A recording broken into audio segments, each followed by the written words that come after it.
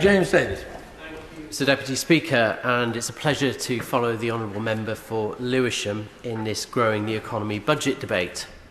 My constituents, like many across the UK, continue to face significant financial pressures, but there's a real sense that we are turning a corner as inflation and energy bills fall, wages rise and mortgage rates begin to come down.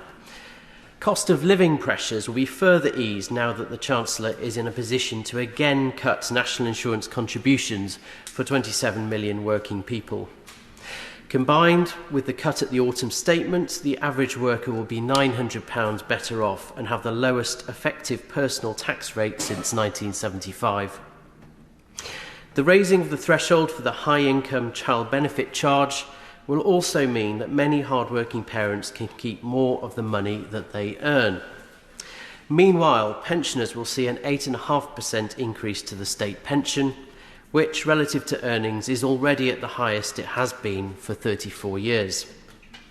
And alongside that, the significant increase to the national living wage, to working age benefits and to the local housing allowance will all be very important in the Vale of Clwyd.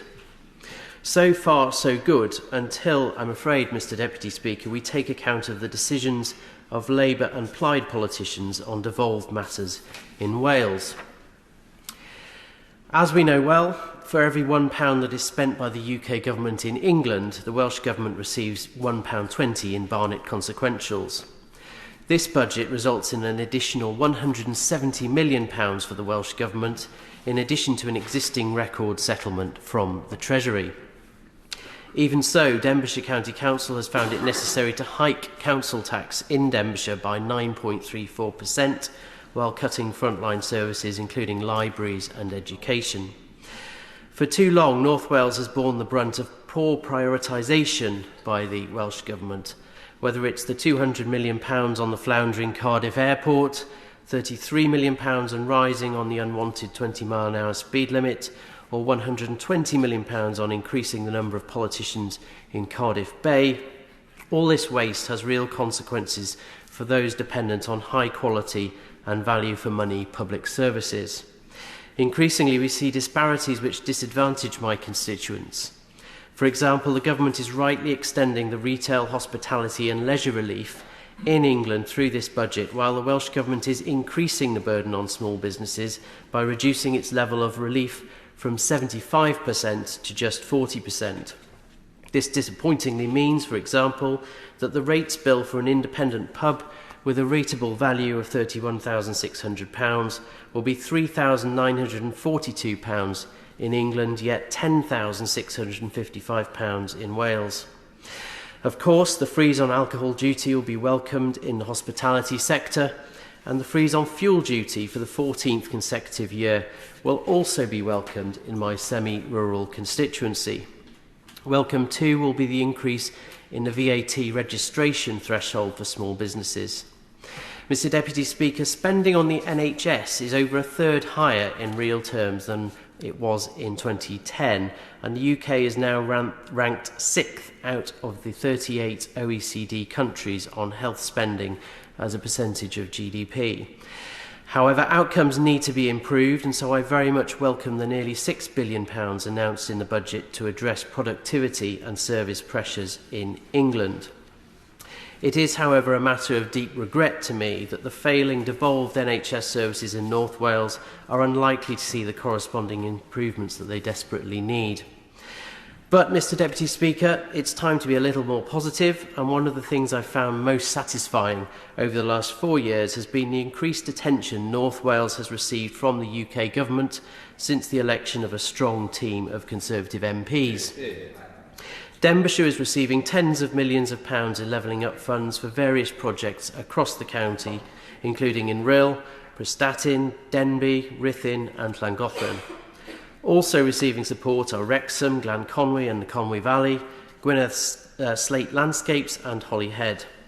And that support has been supplemented by the Community Renewal Fund, the Community Ownership Fund, which in Denbighshire includes support for the Salisbury Arms in Tremercian, the Llandurnog Shop, the Sun Inn in Eryris and the Llangollen Museum.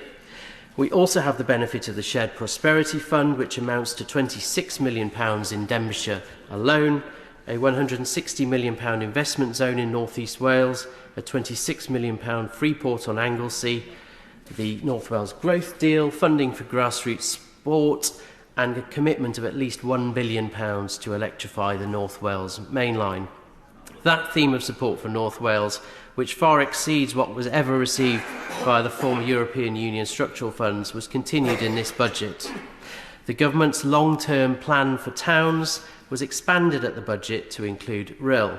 This provides the town with £20 million of additional endowment-style funding to invest over 10 years, empowering it to develop a plan for the long term, not just a plan for the end of the financial year. It was also very timely news that Theatr Clwyd will be receiving £1.6 million, which will allow their regeneration work to fully complete. The theatre, based in Mould, benefits many of my constituents. It is a cultural hub for the region, and I was very pleased not only to host their reception at Parliament a few weeks ago, but also welcome the Arts Minister for a tour of the construction site last week. The announcement for Theatr Clwyd was joined by the very welcome news that Venue Cymru in Llandudno will receive £10 million in funding.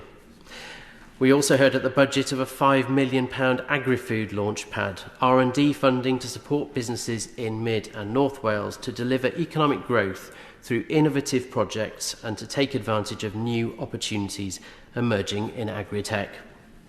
Finally, I was delighted that the government have reached an agreement on a multi-million deal with Hitachi to purchase the Wilver site on Anglesey, bringing the prospect of major investment in a nuclear energy project on the site a step closer.